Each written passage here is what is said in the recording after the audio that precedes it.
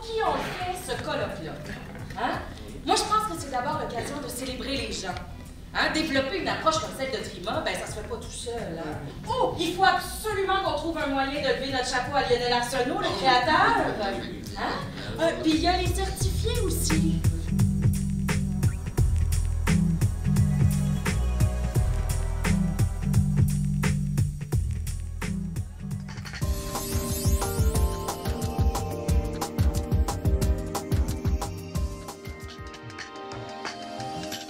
Ok, c'est bon.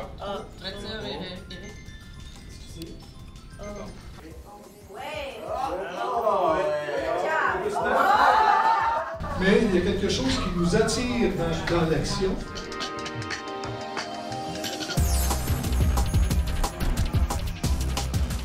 L'endossement d'une stratégie, il y a encore des gens qui, pendant qu'on était dans l'exécution, il y a encore des gens qui questionnaient la stratégie.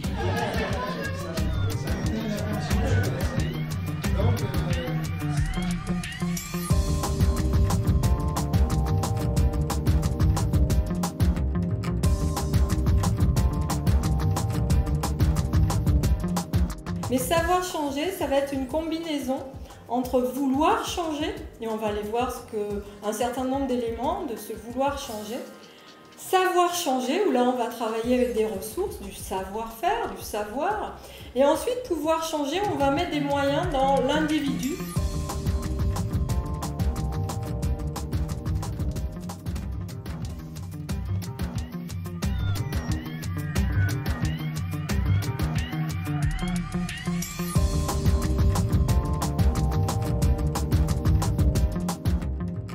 Mentionne l'importance du leadership. On reconnaît l'importance, mais est-ce qu'on est là? Est-ce qu'on est capable de le pratiquer, de l'exercer de façon soutenue? Il semble y avoir un manque au niveau de cette capacité-là d'exercer ce leadership-là.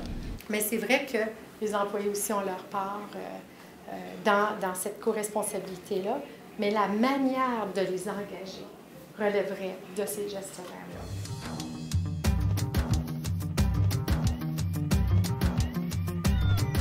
La grande problématique des entreprises aujourd'hui, c'est que les entrepreneurs n'ont pas les compétences pour pouvoir se lancer en affaires, n'ont pas les bonnes attitudes, n'ont pas les bons comportements, n'ont pas les bons savoir-être. Ils se nuisent eux-mêmes à pouvoir lancer leur entreprise. Il faut absolument que si vous créez quelque chose de nouveau, c'est qu'il n'y a personne qui s'intéresse à ce savoir-être-là chez les entrepreneurs jusqu'à maintenant. Il faut que vous intégrez ça dans votre modèle d'accompagnement. Beau défi intéressant, mais beau défi, qu'est-ce qu'on nous manque? Comment on travaille ça, les compétences comportementales chez les individus? Je suis dans le milieu de l'éducation depuis 2004. C'est le cas, j'allais dire un gros mot, là, mais c'est un enjeu majeur pour les enseignants d'évaluer les comportements de leurs étudiants en stage, même dans les méthodes d'enseignement. C'est un enjeu qui est de plus en plus grandissant. Donc, imaginez qu'il fallait le faire pour les entrepreneurs, comment on fait ça. Et on m'a présenté à ce moment-là le modèle, puis je dis, ben, c'est un modèle intéressant, mais en quoi il est entrepreneurial, où on s'intéresse aux compétences des entrepreneurs.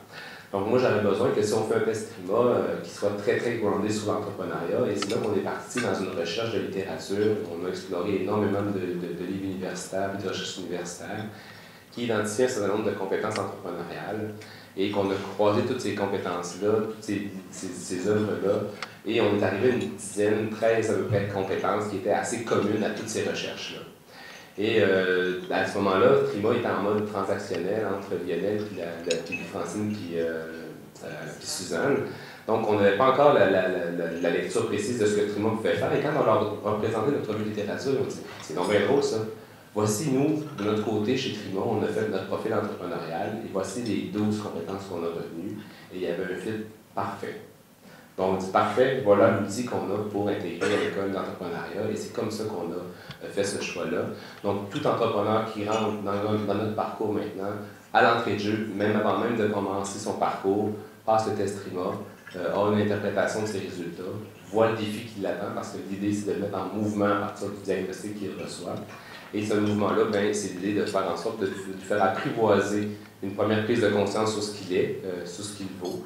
La fois les styles sociaux, ses comportements, puis ce qui est extrêmement important chez un entrepreneur, son leadership, sa capacité de pouvoir se vendre et de pouvoir vendre son produit. Donc, comment est-ce qu'on le met en mouvement par la suite avec un coaching individualisé qui dure tout le long, pendant 1 an, là, il y a 8 séances de coaching individualisé qui permettent de mettre en place un plan de développement sur les compétences.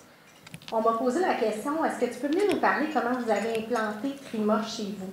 Et en fait, ça fait plus de 10 ans qu'on travaille avec l'approche Trima et on ne l'a jamais implanté.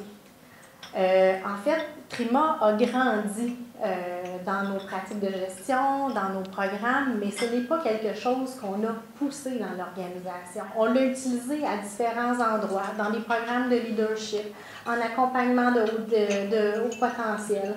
On l'a utilisé à différents moments pour aller répondre à des besoins précis.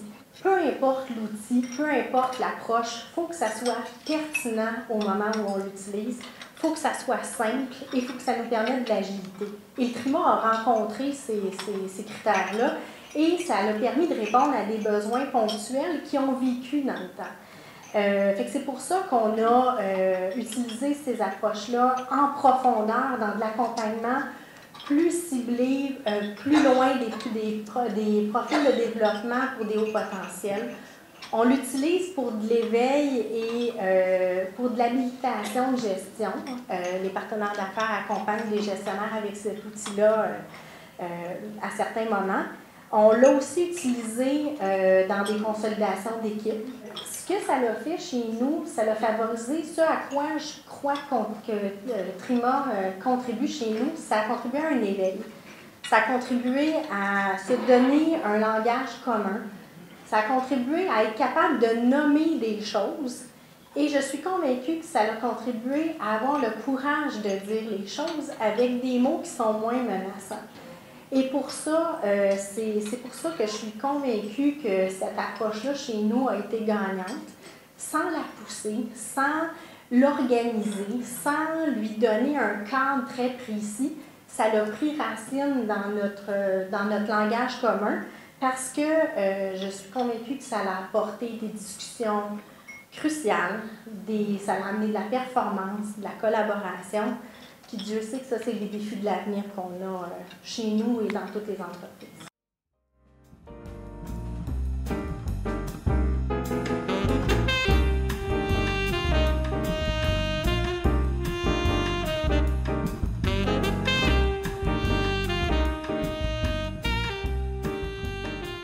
Pour moi, Lionel, tu es vraiment une inspiration d'un être humain préoccupé par le développement des humains. Ton esprit entrepreneur, créateur, fait aujourd'hui que tu as donné accès à certifier 700 personnes.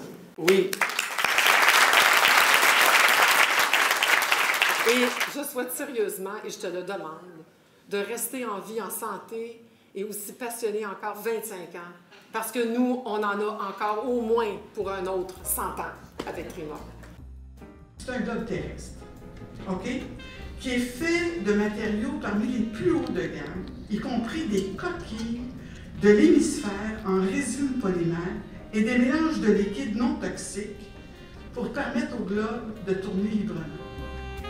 Je leur disais, parfois Suzanne me demandait « Mais qu'est-ce que tu veux faire dans la vie? » Je dis « Moi, j'aimerais ça faire une différence. » Alors, les petits pas que j'ai pu franchir en appuyant des gens ou des organisations ou des entreprises, bien, ça a été ma récompense à ce moment-ci. Je te remercie d'être venu ici pour célébrer ça. Merci.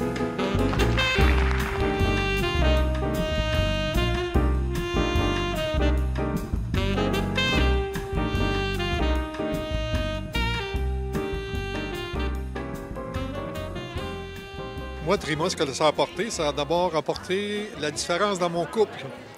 Parce que j'ai eu l'occasion de faire le Trima de ma conjointe, de ma fille, au fil des ans, et de plutôt de se voir avec des défauts, on s'est vu avec des différences.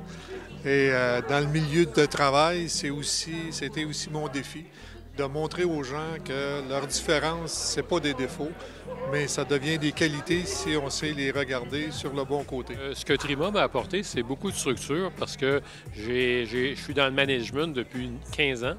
Et souvent, comme consultant ou comme conseiller, on cherche à aider nos gens, mais Trima m'a amené une structure scientifique qui permet d'évaluer les gens et les aider vraiment dans leur développement. Moi, ce que Trima a fait pour moi, c'est Et d'un, c'est un outil phénoménal que j'utilise au niveau de la majorité de mes interventions, que ce soit au niveau de l'accompagnement conseil, quand j'accompagne des gestionnaires.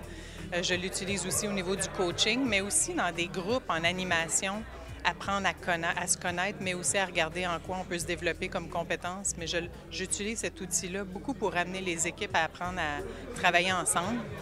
Puis honnêtement, je l'ai aussi utilisé dans ma famille.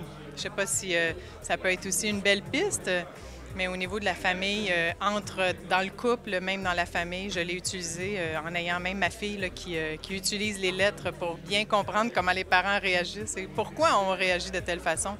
Fait que ça nous a amené des belles pistes.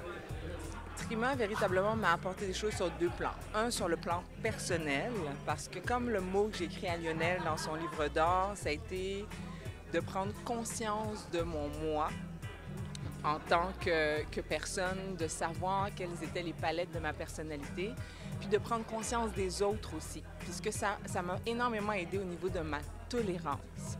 Ma tolérance aux autres, ma tolérance à moi-même aussi devant les difficultés.